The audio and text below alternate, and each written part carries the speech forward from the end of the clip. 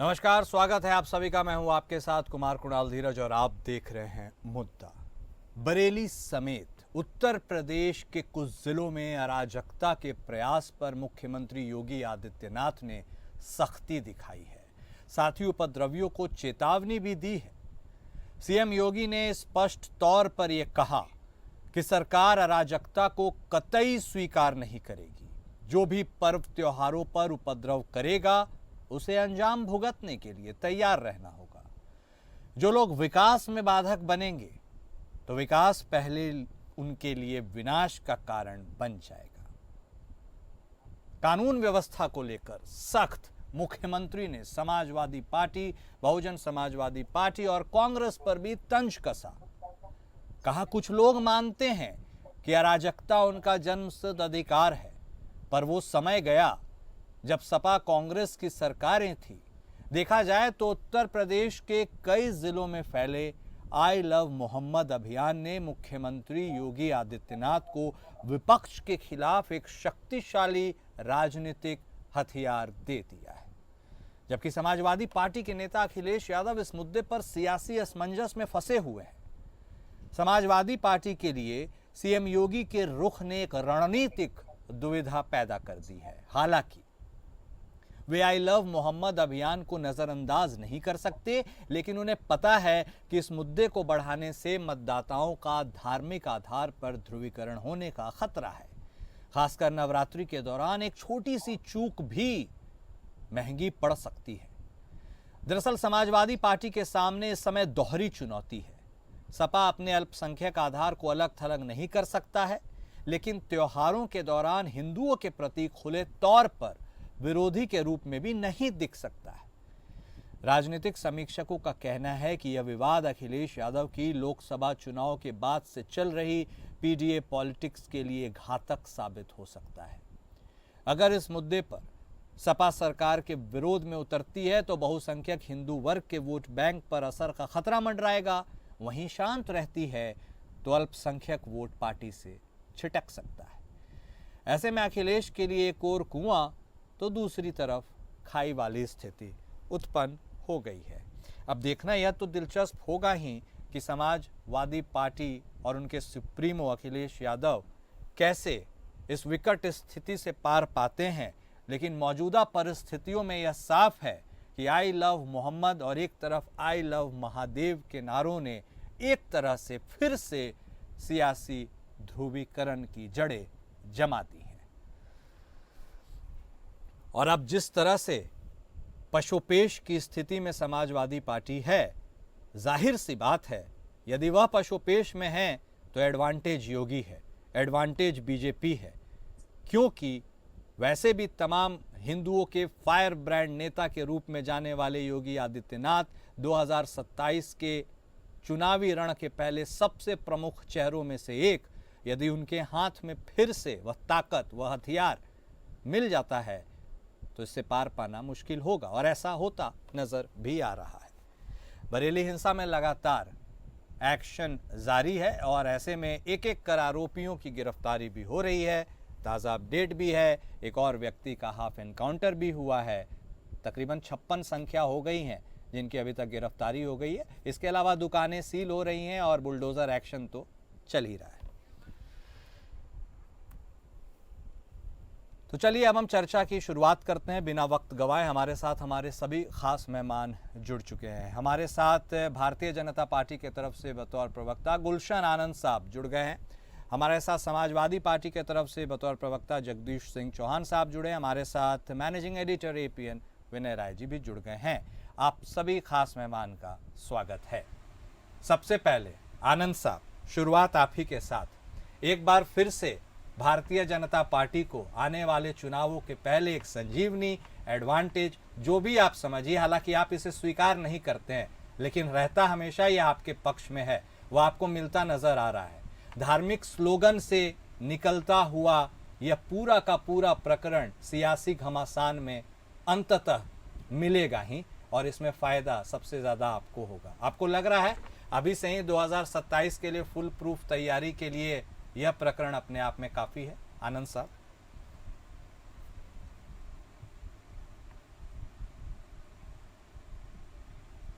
आनंद साहब अनम्यूट कर लीजिए, अपने आप को अनम्यूट कर लीजिए।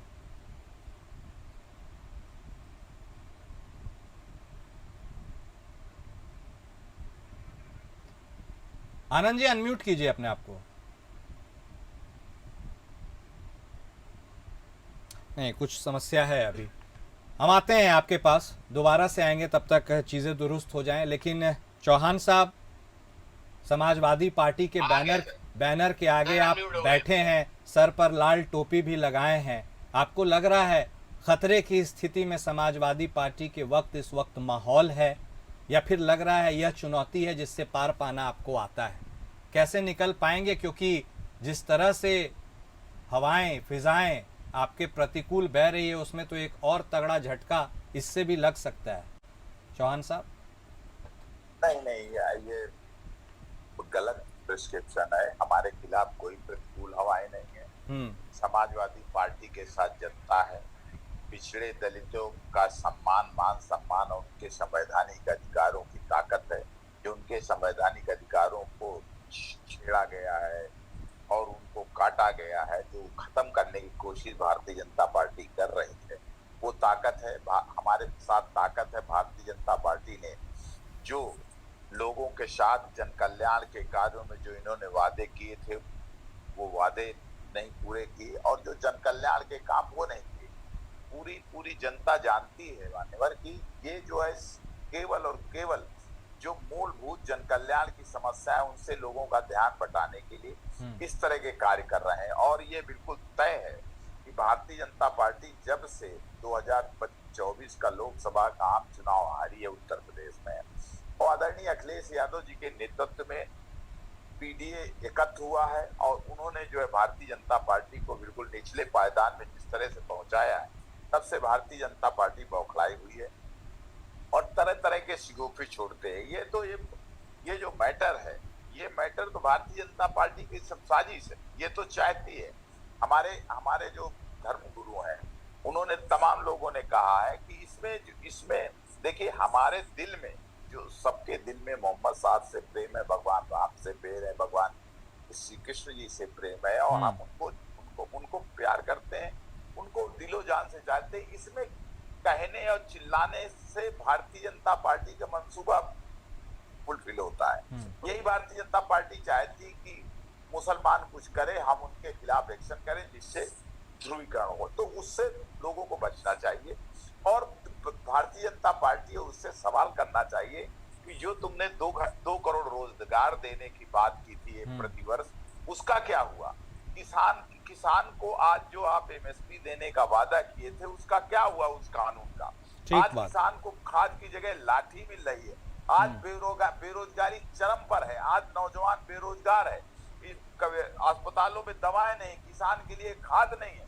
ये जन समस्या है जिन पर सरकार का भ्रष्टाचार, जल जीवन मिशन में गांव की सड़कें खोद दी गई। चौहान साहब, आप सवाल तो पूछ रहे हैं, लेकिन आपके लिए दुविधा सर यह हो जाती है कि आप यदि थोड़ा सा भी अल्पसंख्यक के तरफ शिफ्ट होते हैं, जो आप होते हैं, तो दिक्कत आपको बहुसंख्यकों की तरफ से भारतीय जनता पार्टी कहती है। वह इसलिए भी होता है क्योंकि वो कहते हैं कि अल्पसंख्यक उनको वोट नहीं देते हैं। ज्यादातर नेता यही कहते हैं, लेकिन आप ऐसा नहीं कह सकते हैं। ऐसा है कि अल्पसंख्यक हमको वोट देते हैं, बहुसंख्यक हमको वोट देते हैं। और बहुसंख्यकों ने ही बताया है कि भारतीय जनता पार्टी दोमुही है और झूठे वायदे करके लोगों को परगला करके जो वोट दिया है, उसी का जवाब 2024 में दिया है। हमको दलितों और पिछड़ों ने घूम करके वोट दिया है, जबरदस्त वोट किया है। इसीलिए भारतीय जनता पार्टी की जमीन किसकी है, और भारतीय जनता पार्टी का थिंक टैंक जो है वो दिग्भ्रमित है। और इसीलिए गांव-गांव, गली-गली और हर जिले में मान्यवर ये सांप्रदायिक सौहार्द बिगाड़ने की कोशिश कर रहे हैं। तो इससे कोई दिक्कत नहीं होगी, आप मान रहे हैं? हमको कोई दिक्कत नहीं है। हमारा वोट जो है आदरणीय अखिलेश यादव जी के नेतृत्व में पीडीए, पिछड़े दलितों और अल्पसंख्यकों का भरोसा है, विश्वास है, अडिग विश्वास है। उसी अडिग विश्वास के साथ जहां भारतीय जनता पार्टी कहती थी कि अब की बार 80 की 80 उत्तर प्रदेश में, वहां 33 में पहुंच गए माननीय। तो ये पीडीए की ताकत है, और पीडीए के महानायक आदरणीय अखिलेश यादव जी हैं। उन्होंने जो है उत्तर प्रदेश में एक नई अलग जगाई है। हाँ। और उनको आदरणीय अखिलेश यादव जी के नेतृत्व में पीडीए अपना सब कुछ देख रहा है, सारा कुछ दांव पे लगाएगा। ओके। और भारतीय जनता पार्टी कुछ करने वाली, इसका कोई एडवांटेज नहीं। ठीक है चौहान साहब, देखिए आनंद साहब, अब हम उम्मीद करते हैं कि आपकी आवाज़ हम तक पहुंचेगी। एक सवाल मैंने, वैसे आपने तो सुन ही लिया है, लेकिन उसके ऊपर एक और सवाल है छोटा सा, उस पर भी जवाब दे दीजिएगा। कॉन्फिडेंस समाजवादी पार्टी का सर चढ़कर बोल रहा है, आप सुन रहे हैं। आपके लिए नहीं लगता है कि ये सारी चीज़ें कन्वीनियंस के तौर पर ज़्यादा काम आ जाती हैं? विकास के मुद्दे, बेरोजगारी के मुद्दे, ये सब कहीं हाइंडसाइट में चले जाते हैं और फिर वही धर्म वाला मुद्दा, ध्रुवीकरण वाली, जिसके ऊपर आपके ऊपर आरोप लगता है, वो हावी हो जाता है। दोनों हाल में फायदा आप ही को है। आनंद साहब, ये जो कुछ उत्तर प्रदेश में हो रहा है, बरेली से शुरू हुआ, हर जगह लगभग हो रहा है, जिसका श्रीमान साबा के प्रतिनिधि भी स्वीकार कर रहे हैं। ये 2027 के चुनाव की तैयारी ना कहें इसको। एक तो बरेली में जो कुछ हुआ, ये हिंदू मुस्लिम नहीं था। बहुत कोशिश करी इन्होंने हिंदू मुस्लिम करने की। ये कानून व्यवस्था का मैटर था, पुलिस प्रशासन का और आईएमसी का मैटर था। आपने परमिशन मांगी नहीं, आपने मांगी तो आपको मिली नहीं, आप भीड़ लेकर इकट्ठे हो गए, हम एक मैदान में जाएंगे, पूरी बरेली को जो है अपने कब्जे में ले लेंगे, वो योजना पूरी नहीं हुई। इसलिए जिस परिवार से मुखिया जो जेल गए आते हैं, वो धार्मिक परिवार है, उसकी अंतर्राष्ट्रीय स्तर पर पहचान। लेकिन आनंद साहब आप ठीक बोल रहे हैं, आप सारी बातें बोल रहे हैं, प्रशासन ने इजाजत नहीं दी, नहीं ली, आपको नहीं, आप रैली भी लोग नहीं कर सकते हैं, आई लव मोहम्मद बोल करके भी लोग एकजुट नहीं हो सकते हैं। मतलब किस दिशा में जा रहा है देश, मैं थोड़ा यह भी समझना चाहता हूँ। है तो सेक्युलर ही ना सर हमारा देश। सर अनुमति तो लेंगे ना आप। हाँ, हम अनुमति लेंगे नहीं, हम भीड़ के दम पर बच्चों को छोटे छोटे आगे करके तख्तियां पकड़ाकर पुलिस प्रशासन को मजबूर करेंगे और फिर पथराव करेंगे। पुलिस प्रशासन कानून व्यवस्था को बनाए रखने के लिए क्या हाथ पे हाथ बांधे बैठा रहेगा? जो श्रीमान अभी इनकी सरकारों में जो कुछ हुआ, 2010 में जो कुछ हुआ, वो सारा का सारा होने देते तो पुलिस प्रशासन बहुत अच्छा था। आज पुलिस प्रशासन ने बरेली को जलने से बचा लिया।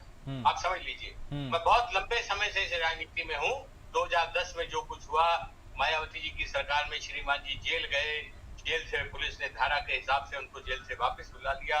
हाई कोर्ट ने क्या दिया, ये सारा पूरी बरेली का देखा हुआ है, इन लोगों ने भी देखा हुआ है। लेकिन इनका जो मंसूबा था वो पूरा नहीं हुआ। हिंदू मुस्लिम कोई दंगा नहीं हुआ, कुछ नहीं हुआ। पुलिस प्रशासन ने कानून व्यवस्था बनाए रखने के लिए योगी जी के निर्देशानुसार जैसी सत्ता वैसा प्रशासन को देखते उन्होंने अपना काम किया। ये बात ठीक कही आपने। एक एक करके परतें बढ़ती चली जा रही है, इसमें किसी का कोई दोष नहीं है। उनकी राजनीति, इसी आईएमसी के 9 पार्षद थे बरेली नगर निगम में, किसी वक्त शाहिद इस्लाम विधायक थे किसी वक्त, तो आज घटते घटते यहाँ तक आ गए कि इनकी पार्षदी का चुनाव कोई नहीं मांगता। आईएमसी के मुखिया तौकीर रजा खान साहब धार्मिक खानदान से, परिवार से आते हैं। आज अखबारों में सब कुछ छप रहा है, ठीक, आपस में विवाद भी परिवारों का छप रहा है, मैं उसकी गहराई में। लेकिन समाजवादी पार्टी जो अंदर से खुश हो रही थी कि हिंदू मुस्लिम हो गया, यूपी में हो जाएगा, उसका हमें लाभ मिलेगा, ये इनकी रणनीति है। वही घिसे पीटे सवाल, विकास क्या हुआ, कहानी वही गाई जा रही है। ये गाते रहो तो चुनाव के समय भी आप गाओगे, चुनाव के बाद भी गाओगे, पहले भी गाओ। विकास जो कुछ हो रहा है आज तथ्यों के आधार पर माननीय योगी जी और मोदी जी बता रहे हैं, बुकलेट छप रही है, तुम्हारी हिम्मत है, उसको चैलेंज करो ना। ठीक है आनंद साहब, ये सारे तरीके हैं, क्या तो ये गलत है? ठीक है ना, एक लाइन में सर आपने कहानी का सार बता दिया। ठीक है आनंद साहब, आते हैं आपके पास। विनय राय जी भी बहुत देर से वेटिंग में। सर जैसी सत्ता वैसा प्रशासन, मेरे ख्याल से एक वाक्य ने बहुत कुछ समझा दिया है। इसमें और क्या लोगों को समझने की जरूरत है? क्योंकि यदि सियासी फ्रंट पर देखा जाए तो धार्मिक उदाहरण दे करके लोग भिड़ते नजर आए और पॉलिटिक्स में इसका एडवांटेज भी मिलता है चुनाव में। एक बार फिर से उस ओर बढ़ रही है उत्तर प्रदेश की राजनीति, या ये तो होना ही था?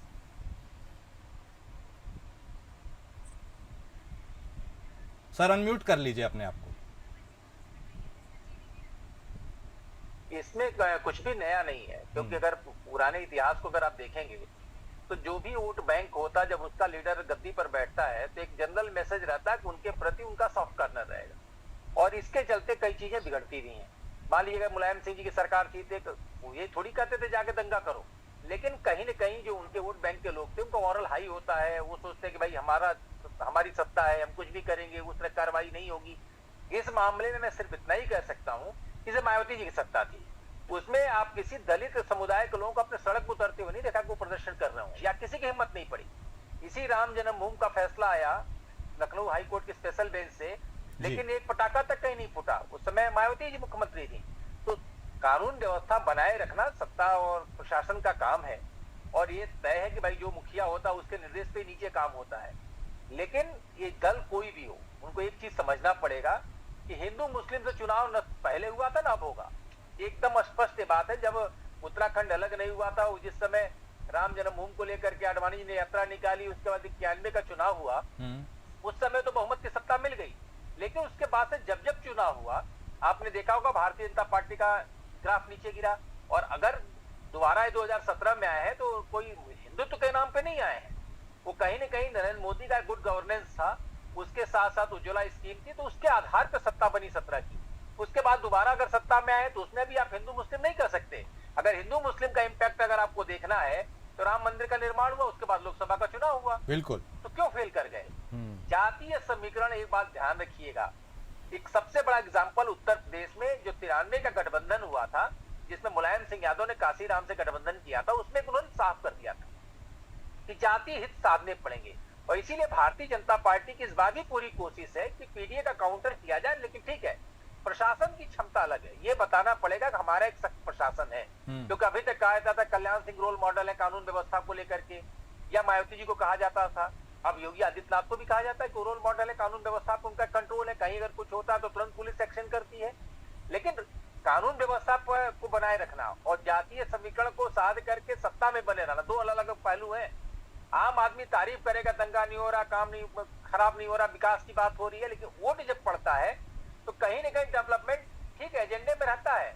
लेकिन उत्तर प्रदेश की सियासत में हमेशा जातीय समीकरण हावी रहा है, और इसी का परिणाम था पिछली बार, चाहे वो संविधान के मसले पर किसी को गुमराह किया गया हो या कोई और बात आई हो सामने, लेकिन आपने देखा परिणाम पीडीए के हक में, एक इंडिया गठबंधन के हक में चला गया और भारतीय जनता पार्टी को शिकस्त खानी पड़ी। इसलिए जो अभी की परिस्थिति है उसमें एक चीज देखना पड़ेगा कि किस तरीके से टिकटों के बंटवारे के समय आप जातीय समीकरण को बैलेंस करते हैं। लेकिन अभी ओवरऑल मैं कह सकता हूँ कानून व्यवस्था को लेकर के योगी आदित्यनाथ की इमेज उत्तर प्रदेश में कम से कम बेहतर है। ठीक बात है, बेहतर है, और इसका लाभ भी उन्हें मिलता हुआ नजर आ ही रहा है 2017 से। चौहान साहब, मैं आपसे एक स्पष्ट सवाल पूछता हूं, हालांकि आपने पहले खंडन कर तो दिया है। धर्म और जाति की इस लड़ाई में आप कहते हैं पीडीए आपका नारा है, जातियों का सपोर्ट आपको मिलता है, 24 उसका उदाहरण है। आपको लगता है, आप तो ये मानकर चल रहे हैं कि ध्रुवीकरण होगा और 27 आने के करीब हो सकता है इसका पैमाना और बढ़ जाए, आप कैसे निपटेंगे? क्या आपकी स्ट्रैटेजी में वो सारे पत्ते बरकरार हैं, तैयार हैं कि यदि ऐसा होगा तो कैसा होगा? कोई प्लानिंग है, स्ट्रैटेजी है? क्योंकि अभी भी आपके सामने दोहरी चुनौती है, आपका कुछ क्या उसमें आउटपुट आ रहा है यह समझ नहीं आ रहा है। देखिए, विनय जी ने बहुत स्पष्ट रूप से, मैं समझता हूं कि आपके सारे प्रश्नों का जवाब बात सही है, हाँ। दिया। और ये बिल्कुल तय है कि भारतीय जनता पार्टी 2024 के चुनाव हारने के बाद तो जिस तरह से बैक फुट पे गई है, वो अपना जो है डैमेज कंट्रोल करने के लिए सब कुछ करना चाहती है। वो अपना जो उसका मूल फंडामेंटल एजेंडा है सांप्रदायिकता का, उसको लागू करना चाहती है। इसका जीता जागता उदाहरण हमारा फतेहपुर है, मैं फतेहपुर का रहने वाला। हाँ, बिल्कुल। जो मकबरा कांड में 150 लोगों के खिलाफ FIR हुई, भारतीय जनता पार्टी के लोग, वहां का जिला अध्यक्ष, विधायक, सारे लोग जाकर के मकबरे में तोड़फोड़ किए, मुसलमानों को गाली दिए, वहां पे भगवा फहराए, उनको खिलाफ पुलिस ने FIR, विधानसभा में मंत्री ने सुरेश न चला, न कोई कार्रवाई नहीं। तो मुझे तो लगता है कि इसी तरह के प्रकरण ये जिले जिले में करेंगे, लेकिन समाजवादी पार्टी पूरी तरह से इनके हथगंडों के से लड़ने के लिए हमारी रणनीति तैयार है। हमारा पीडीए मजबूत है, पीडीए को मजबूत करेंगे। पीडीए को उनके अधिकारों के बारे में, इनके एजेंडे में, इनकी पिच पे हमको नहीं खेलना है। हमको पीडीए के अधिकारों और हक और हुकूक की लड़ाई लड़ना है, और सबको एक करके इनके हर हद करने का जवाब देना है। पीडीए का जिस तरह से आरक्षण इन्होंने छीना है, पीडीए का जिस तरह से दलितों और पिछड़ों का मान सम्मान इन्होंने छीना है, संवैधानिक अधिकारों को इन्होंने छीना है, उन सब की लड़ाई समाजवादी पार्टी और अपने नेता आदरणीय अखिलेश यादव जी के नेतृत्व में लड़ेगी। और इनके भारतीय जनता पार्टी के सारे हथकंडों को, कोई भी हथकंडा इनका चलने वाला नहीं है। हम लोग बहुत दिन से इनको जानते हैं, जैसा कि विनय जी ने याद दिलाया है कि जब राम मंदिर आंदोलन में अयोध्या में गोली चली थी, उसके बाद 93 में आदरणीय नेताजी ने सरकार बनाई थी उत्तर प्रदेश में, तो हम लोग सरकार बनाएंगे 2027 में। ठीक है, नो डाउट एट ऑल, बिल्कुल से 2027 में आदरणीय अखिलेश यादव जी के नेतृत्व में ये मजबूत है और इनका जो कम्युनल एजेंडा चलने वाला नहीं है। ठीक है, आनंद साहब कह रहे हैं आपके हथकंडे में समाजवादी पार्टी अब नहीं फंसने वाली है और यह जो हो रहा है वह भी क्रिएटेड है। इशारा तो यही है, आशय यही है, बताइए। जिस फतेहगढ़ से आते हैं हर कार्यक्रम में उसका उदाहरण देते हैं, खुद ही स्वीकार करते हैं एफआईआर हो गई। भाई एफआईआर होने के बाद क्या फांसी दे दी जाए किसी को? आपके समय में तो एफआईआर नहीं होती थी, बुलडोजर मारना चलवाइए ना, किसी को गिरफ्तार करवाइए। अवैध कब्जे हैं जो आपने अपने समय पर फल फूल के यहाँ तक किए, कागजों के आधार पर आप बेनकाब हो गए हो फतेहपुर की घटना से। आप बेनकाब, भारतीय जनता पार्टी और सरकार बेनकाब हो गई है कि आपका एजेंडा क्या है। आप जन कल्याण के मुद्दों पे चुनाव नहीं लड़ना चाहते, आप जनता के मुद्दों में चुनाव नहीं लड़ना चाहते, आप कम्युनल वायलेंस फैला करके चुनाव लड़ना चाहते। वो आप बेनकाब हो गए फतेहपुर में। नहीं करने देंगे, कानून व्यवस्था का राज रहेगा। ये योगी जी का निर्णय है, ये आपकी सरकारों के टाइम का निर्णय नहीं है। कानून व्यवस्था केवल मुसलमानों के लिए है। ये हिंदू मुसलमान का सवाल नहीं है, विरोधियों के लिए कानून व्यवस्था के है। भारतीय जनता पार्टी के लोगों के लिए कानून का कोई मतलब नहीं। वो कानून तोड़े, कोई उनके खिलाफ एक्शन नहीं। ये फतेहपुर इंसिडेंट के बारे में लगातार बातचीत हो रही है। अब चूंकि यह प्रकरण उठ गया है तो एक जवाब विनय जी आपसे बनता है। आमतौर पर विपक्ष, सत्ता पक्ष, खासकर उत्तर प्रदेश। एक सेकंड में कहना चाहता हूँ, बोलिए, जल्दी, वक्त कम है, बोलिए। मैं ये कहना चाहता हूँ, कानून व्यवस्था की जो भारतीय जनता पार्टी की सरकार बात करती है कि बड़े सख्त है, तो इनका कानून व्यवस्था केवल मुसलमानों के खिलाफ, केवल मुसलमानों के लिए। ठीक है, और नहीं, इसी पे मैं एक क्लोजिंग कमेंट लूंगा और इसी को टारगेट करती केवल मुसलमानों को। नहीं, ठीक है, चौहान साहब समझ गए आपकी बात। भारतीय जनता पार्टी के लिए नहीं है इसका। ओके चौहान साहब। अब विनय राय जी, विपक्ष आरोप लगाता है कि सरकार का एक सिलेक्टिव अप्रोच है, खासकर कानून व्यवस्था को लेकर। वो कह भी रहे हैं कि फतेहपुर वाले कांड में क्यों नहीं बुलडोजर चला, एनकाउंटर हुआ। ये वाकई में प्रासंगिक है, लगता है लोगों को? देखिए, सीधी सी बात है कि अगर कहीं पे कोई घटना हो रही है, दो पक्ष आज की तारीख में बने हुए हैं। एक तो पीडीए का वर्कर है और दूसरी तरफ मैं कह सकता हूँ भारतीय जनता पार्टी के वर्कर है। दो ही भाग में एक तरफ उत्तर प्रदेश सियासत बटी है। अगर किसी के पक्ष के द्वारा कोई घटना की जाती है और एक के तरफ मान लीजिए बुलडोजर चलता है, लाठियां चलती हैं, गिरफ्तारियां होती हैं, दूसरी तरफ वो काम नहीं होता है, तो एक गलत संदेश जाता है। क्योंकि सरकार वही है, पुलिस वही है, तंत्र वही है। तो अगर एक्शन आपका क्या है, आप कह सकते हैं कि पुलिस ने एफआईआर लिख दी, अब जांच कर रही है, तो सभी के मामले में होती होगी ना जी। कई बार ऐसा होता है, कोई घटना अगर होती है तो बेहिसाब तरीके से एफआईआर लिख जाती हैं उस समय मौके के हिसाब से। बाद में पुलिस जांच करके कुछ नामों को हटाती भी है, कुछ लोगों के खिलाफ चार्जशीट होती है। तो क्या चार्जशीट तक इंतजार किया जाता है किसी भी मामले में? अगर सब में इंतजार किया जा रहा है तो अच्छी बात है, लेकिन अगर कार्रवाई करनी है तो समान भाव से सरकार को दिखना चाहिए। क्योंकि अटल बिहारी वाजपेयी ने कहा था ना कि राजधर्म का याद उन्होंने दिलाया था मोदी जी को जी। क्योंकि मतलब आप राजा ऐसे हैं कि जब लगे कि सबके लिए अब समान है, अगर कहीं कोई कमी है या गलत संदेश जा रहा है, इसको स्पष्ट करने का काम सरकार का है। ये हम लोग का काम नहीं है।